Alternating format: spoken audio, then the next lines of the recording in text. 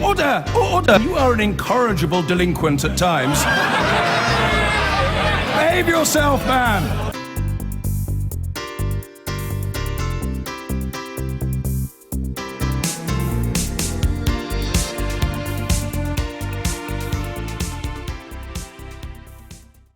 Well, the pressure on councils to find the cash for more homes couldn't come at a worse time for many.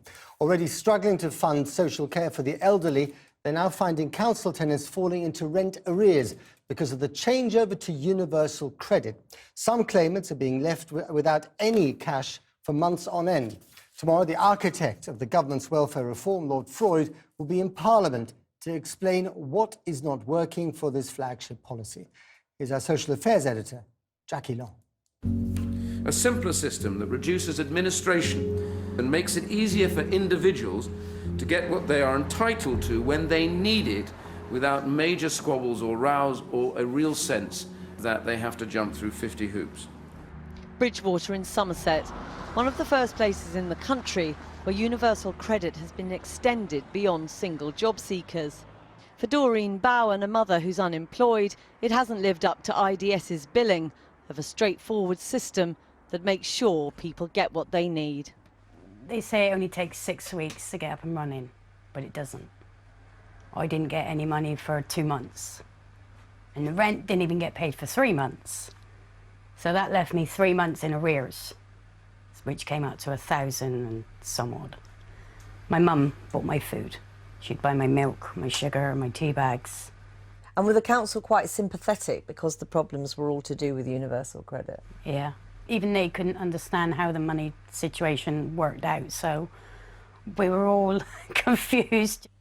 Doreen's not the only tenant who needed help to avoid being evicted after being transferred onto universal credit. Homes in Sedgemoor manage more than 4,000 properties for the local council. Our arrears have gone up by 50%, from around 160,000 getting on to £300,000. What is it about universal credit that poses those difficulties for your tenants? I think the biggest difficulties are firstly the waiting period, which averages 6 to 7 weeks with no money whatsoever. And for some people that's been as long as 10 weeks before they've received the housing element to pay over to us. And so during that time, I think the expectation is that people will have saved money for that rainy day. The reality around here with so many people in seasonal work is that they don't have any savings. People are living hand to mouth initially, and so to suggest that they can pay their rent, it's out of thin air really. It's not going to happen. Universal credit has been beset by problems and huge delays.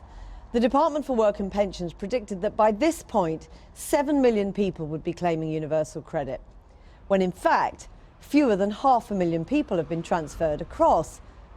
Evidence shows many of those have waited months for any money at all.